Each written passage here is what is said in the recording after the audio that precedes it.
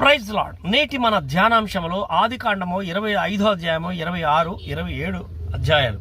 మరి 25వ అధ్యాయంలో మరి 6 వచనాలు చాలా శ్రేష్టమైనవి. మొదటి వచనము, అబ్రహాం మరల ఒక స్త్రీని వివాహం చేసుకునను, ఆమె పేరు కెతూరా.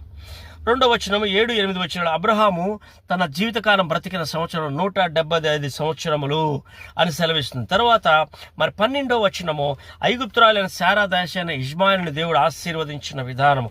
తర్వాత 21వ వచనం, ఇస్సాకు భార్య అయిన గొడ్రాలు కనుక రిబ్కా గొడ్రాలు కనుక ఇస్సాకు ప్రార్థన చేసినప్పుడు రిబ్కా మరి గర్భవతి ఆయను. తర్వాత 27వ వచనము, ఆమె వారిని కనినప్పుడు ఇస్సాకు 60 ఏండ్లు వాడు, పిల్లలను కన్నప్పుడు ఇస్సాకు 60 సంవత్సరాలు వాడు. తర్వాత 32, 33 వచనాల్లో మరి యాకోబు ఏశావు జన్మించున్నారు.